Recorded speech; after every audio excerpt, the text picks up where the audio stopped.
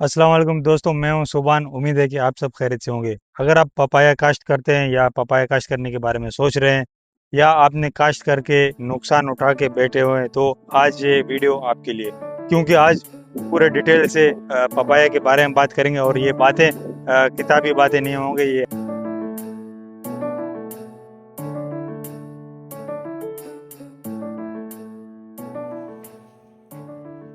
तो सबसे पहले आपको ये पता होना चाहिए कि आप कौन सी वैरायटी लगाना चाहते हो, क्योंकि इसमें बहुत सारे किस्म है, इसमें बहुत सारे वैरायटीज़ है और हर इलाके का अलग मौसम होता है, तो इसलिए आपको मालूम होना चाहिए कि हमारे इलाके में कौन सा वैरायटी लगते हैं। और दूसरी बात ये है कि मार्केट का भी डिमांड होना चाहिए। ये करने के बाद आप अपना ज़मीन की अच्छी खासी हल चलाओ, जितने गहरी हल चलाओगे तो उतना अच्छा आपका पौधा तैयार होगा। और एक बात ये है कि पौधे के फासला कितना होना चाहिए। अगर आप बहुत करीब लगाते हो या दूर दूर लगाते हो तो इसमें बड़ा फर्क पड़ता है एवरेज पे। कोशिश करें 8 बाय 6 पे लगाए तो ये बेहतरीन है। वैसे लोग 6 बाय 6 पे भी लगाते हैं, 6 बाय 5 पे लगाता है या कोई 8 बाय 8 पे भी लगाता है। लेकिन मेरे नज़र में 6 बाय 8 से बेहतरीन कोई फासला नहीं है। अभी ये भी माशाल्लाह हमारे लगे हुए हैं 8 बाय 6 पे, तो बहुत अच्छा चल रहे हैं। तो इससे ये होता है कि एवरेज भी सही आता है। और इसके अलावा आपको एक और दूसरी बात है कि आपके जहन में होता है कि हमारे कितने पौधे लगने चाहिए एकड़ पे। तो अगर आप 6 बाय 6 पे लगाएंगे तो 1100 के करीब लगेंगे। अगर आप 8 बाय 6 पे लगाते हैं तो 900 के दरमियान लगेंगे। और तीसरी बात यह है कि टाइम का बड़ा इसमें अहम किरदार है। कोशिश करें कि मार्च के पहले या सेकंड वीक में लगा लें, दूसरे हफ्ते में लगा लें, 10-15 मार्च पे लगा लें। तो इससे ये होगा कि ना ज़्यादा गर्मी होगा ना ज़्यादा सर्दी होगा, तो आपका पौधा मरने का खदशा कम होगा और सही टाइम पे तैयार हो जाएगा पौधा। जब आप शिफ्ट करते हो तो उसमें भी कुछ लोग गलतियां करते हैं कि डायरेक्ट खुश्क ज़मीन में, सूखे ज़मीन में नालियाँ निकाल के पौधे लगा के पीछे पीछे पानी चलाते हैं, तो ये इसमें बहुत सारे पौधे मरते हैं। कोशिश करें पहला खाली पानी चलाएं, उसके बाद दूसरे जब पानी के टाइम आएगा, ज़मीन में वट आ जाएगा, पक्का वट आएगा, उसमें खड्डे लगा के आप पौधे लगा लें। उसके बाद फिर पौधे शिफ्ट करें। इसमें मरने के चांसेस बहुत कम होते हैं। कुछ पौधे तो वैसे मरते हैं, लेकिन उतने नहीं मरेंगे जो सूखे ज़मीन में मरते हैं। और तीसरी बात ये है कि जब आप पौधे लगाएं तो उस टाइम गर्मी सर्दी मिक्स होता है, तो पौधे को थोड़ा जल्दी जल्दी पानी दिया करें। ज़्यादा जल्दी नहीं, मतलब जब ज़रूरत हो तब दें। 10 से 15 दिन के बाद जब आपका पौधा ज़मीन में लग जाए, उसके जड़ें लग जाए, फिर आप उसका खाद का प्लान करें कि कितने खाद देने चाहिए। और बहुत से दोस्तों को पता नहीं होता है कि हमें कितनी खाद देना चाहिए। इसका सबसे आसान तरीका ये है कि आप अपनी ज़मीन का लेबोरेटरी कराएं, टेस्ट कराएं। उससे आपको पता होगा कौन सी ज़मीन में कितने न्यूट्रिएंट्स होते हैं, क्योंकि हर ज़मीन का अलग-अलग न्यूट्रिएंट्स होते हैं, कुछ में ज़्यादा होते हैं, कुछ में कम होते हैं। जैसे कि हमारे इस ज़मीन में बहुत सारा पोटेशियम है, हमें कम देना पड़ता है। वैसे बहुत सारे ज़मीन है उसमें पोटेशियम की कमी होती है या बाकी खादकों के, जैसे कि फास्फोरस वगैरह। तो जिसकी कमी है आप उसको पूरा करें, उससे आपका पैसे बचेंगे और आपका पौधा स्ट्रेस में नहीं आएगा।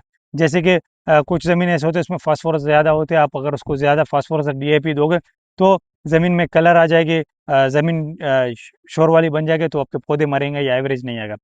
जब खाद देने के टाइम आता है तो कुछ लोग ये भी गलती करते हैं कि जब आपको पता हो 1 बोरी देना है, तो क्या करते हैं एक ही बोरी एक ही साथ देते हैं, तो ये गलत तरीका है। अगर आपको 1 एकड़ में 1 बोरी चलाना है किसी भी खाद का, तो आप उसको 3 किस्तों पे दें। तो उससे ये होगा कि वो ज़ाया भी नहीं होगा और आपका पौधे को बहुत अच्छे तरीके से मिलेगा, क्योंकि वो उसको जितने ज़रूरत होगा वो उतना मिलता रहेगा उसको। तो ये काम ज़रूरी है। और चौथी बात ये है कि आप जब पौधे लगाते हो 2-3 शुरू के हफ्ते गुजर जाते हैं, तो ह्यूमिक एसिड लाजमी चले। उससे ये होता है कि आपके जो जड़ें हैं पौधे के वो खुल जाते हैं, अपने हिसाब से वो ग्रोथ करते हैं और ज़्यादा होते हैं। तो ह्यूमिक एसिड का बड़ा किरदार है, हम नहीं चलाते हैं ख़ासतौर पे हमारे ज़मींदार।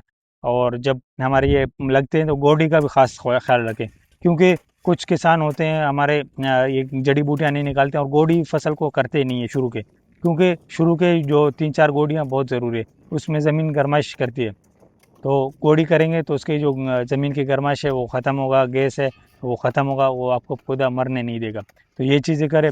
जब खाद देते हो तो उसमें भी आप ये गलती करते हो कि बिल्कुल इधर इसके तने में आप देते हो, तो तने में इसमें खाद नहीं डालो, थोड़ा-सा फासला रखो, जड़ों की साइड में रखो, ताकि आपका पौधे को ताकि आपका पौधा स्ट्रेस में ना आए और जले नहीं। और तीसरी बात ये है कि इसको स्प्रे आप रेगुलर करते रहें। अगर आप इसको रेगुलर स्प्रे करते रहेंगे तो इसमें वायरस फैलेगा नहीं। जिन पौधों को लगा होगा आगे वो मुंतकिल नहीं होगा, दूसरे पौधों में शिफ्ट नहीं होगा। ख़ासतौर पे जो इंसेक्ट्स है, मक्खियाँ वगैरह या व्हाइट फ्लाई वगैरह, इनको कंट्रोल करें, एक पौधे से दूसरे को वो ना लग सके। जब हमारे पौधे 2 ढाई 3 महीने के होते हैं, तो जब फूल पे आते हैं, तो उस टाइम भी हम बड़े गलतियाँ करते हैं, या इतने ज़्यादा खाद देते हैं कि वो हमारे जो पौधे स्ट्रेस में आके फूल गिरा देते हैं। और कुछ एक ये भी बड़ा गलती है कि मैं पहले बताना भूल गया था कि नाइट्रोजन का इस्तेमाल बिल्कुल ना करें। अगर करना है तो बहुत कम करें, ताकि आपका पौधा हाइट ज़्यादा ना करे। ज़्यादा पानी आपने ना देना शुरू के 3 महीने में, और ज़्यादा नाइट्रोजन नहीं देना। अगर आपने ज़्यादा नाइट्रोजन दिया, ज़्यादा खाद दिया, उसका हाइट बढ़ेगा। जैसे कि अभी अल्हम्दुलिल्लाह हमारे ये पौधे, ये 1.5-2 फीट तक फल उठाना स्टार्ट किया। अगर आप नाइट्रोजन दोगे, तो वो 3-4 फीट के बाद जाके फल उठाएगा। उससे ये होगा तो 6-5 फीट तक जाएगा, रुक जाएगा। मतलब 1-1.5 फीट जाके वो रुक जाएगा, ज़्यादा फल नहीं देगा, ज़्यादा एवरेज नहीं देगा। तो नाइट्रोजन, और शुरू में ज़्यादा पानी नहीं देना है आपको। उसके बाद हमारा आते हैं बारिशों का टाइम, क्योंकि जून जुलाई में, अगर मार्च में लगाए तो जून जुलाई में बारिशें आती है और नमी का मौसम हुआ, तो उस टाइम पे फंगस लगने का बहुत खतरा होता है। क्यों?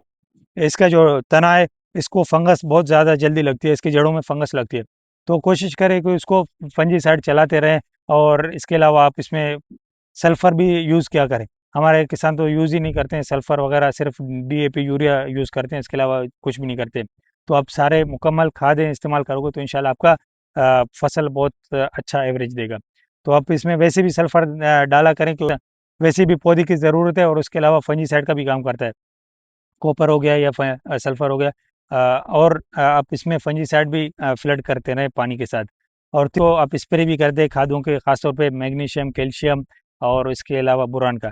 जब फूल के टाइम आता है, तो बोरान और कैल्शियम का स्प्रे इसमें लाजमी है, क्योंकि आपके जो फ्लावर ड्रॉपिंग का सीन होता है, जो आपके फूल गिर रहे होते हैं, अगर आप इसको कैल्शियम और बोरान का मिक्स करके आप इस पे स्प्रे करेंगे, तो काफ़ी हद तक आपका पौधे गिरना कम हो जाएंगे। बल्कि ना गिरेंगे, गिरेंगे भी बहुत कम गिरेंगे, जितने गिरते हैं आम तौर पे। कुछ दोस्त स्प्रे करते रहते हैं, रेगुलर करते हैं, लेकिन उसमें गलती ये करते हैं कि धूप के टाइम करते हैं, बहुत गर्म धूप होता है उस टाइम स्प्रे करते हैं। चाहे आप कोई खाद का स्प्रे कर रहे हो, या कोई भी इंसेक्ट्स वगैरह के लिए स्प्रे कर रहे हो, जहर स्प्रे कर रहे हो, तो वो नुकसान देता है, फ़ायदा नहीं देता है। कोशिश करें कि शाम के टाइम स्प्रे करें, या सुबह-सुबह जल्दी करें, ताकि आपका खाद ज़ाया ना हो और आपका पौधा भी स्ट्रेस में ना आए। तो इन चीज़ों का ख़्याल रखेंगे, इंशाल्लाह काफ़ी हद तक आप नुकसान से बचोगे, और अच्छा खासा मुनाफ़ा लोगे। क्योंकि ये एक ऐसी फसल है जो बहुत नाज़ुक है, लेकिन इसमें आप मेहनत करोगे, और इसमें प्रॉपर तरीके से इसकी इरिगेशन करोगे, जैसे कि पानी का तरीका है, पानी भी चलाते हैं लोग, तो बहुत ऊपर-ऊपर तक पानी देते हैं। तो इससे ये होता है कि पौधे को जो पौधे की डंडी है, उसको डायरेक्ट पानी लगेगा, या वहाँ पे खड़ा रहेगा, तो उस पे भी फंगस लगेगा, इसको पौधा ज़ाया हुआ। तो कोशिश करें पानी का लेवल नीचे रखें, खुद ब खुद आस्ते-आस्ते बढ़ता जाएगा। जब आपका फसल तैयार होता है, आपके दिमाग में एक ही सवाल रहता है, इसको हम कहाँ बेचेंगे? हम कितने का बेचेंगे, कैसे बेचेंगे? इसके भी 3-4 तरीके हैं। तो सबसे पहले आपने फसल तैयार किया, आपका फल 8 महीने के बाद तैयार हो गया, जब मंडी के लिए तैयार है, तो आप ये कर सकते हैं कि डायरेक्ट बेच सकते हैं। लमसम में एक ही फिक्स रेट होता है, एकड़ के हिसाब से 8 लाख, 5 लाख, जो भी मार्केट के हिसाब से आपने रेट फिक्स कर लिया व्यापारी के साथ। फिर वो जाने, आपका बाग जाने। 5-6 महीने में वो जितना फल निकलेगा, वो उसका होगा, आप एग्रीमेंट करेंगे उसके साथ। फिर आपको वास्ता नहीं होगा, आपको सिर्फ उसके पानी पूरा करोगे, आप उसको दोगे, बाकी वो खुद सँभालेगा। दूसरी तरीका ये है कि आप अपना फल उतार के पैक करके यहाँ से मंडी लेके जाओगे। वहाँ पे आप, बहुत सारे दुकान हैं, उनको बताओगे, वो बेच के आपको देंगे। उसमें 5% कोई काटेगा, कोई 10% काटेगा, आपको फल बेच के पैसे कैश दे देगा। और तीसरी तरीका ये है कि आप मलीर के हिसाब से दोगे, जो हमारे इलाके में चलता है कि मलीर सिस्टम, जो महीने का पूरा आपका माल जाएगा, पूरा महीना माल जाएगा, वो अपने खर्चे से तोड़ेगा, अपना गाड़ी भी अपने खर्चे से लेके जाएगा, किराया वगैरह मजदूरी सब उसके ऊपर होंगे, व्यापारी के।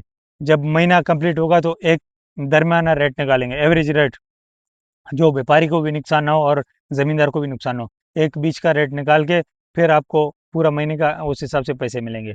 तो ये 3-4 तरीके हैं। इसके अलावा आप अपने अगर दुकान वगैरह है, तो उसमें सप्लाई कर सकते हो, क्योंकि ये कमर्शियल काम होता है, फिर 1-2 दुकान की बस की बात नहीं है, क्योंकि माशाल्लाह बहुत सारे माल निकलता है, फिर मंडी, बड़े-बड़े मार्केटों में फल जाता है, तो वहाँ से बिकता है, वरना छोटी-छोटी दुकानों से नहीं बिकता।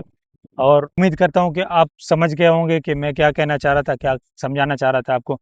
अगर मैं ना समझा सकूँ कुछ, आपके दिल में कोई भी और सवाल है, कुछ भी है, तो आप कमेंट कर सकते हैं, पूछ सकते हैं। इंशाल्लाह आपको रिप्लाई मिलेगा और आपके लिए ख़ास तौर पे वीडियो बना के शेयर करेंगे।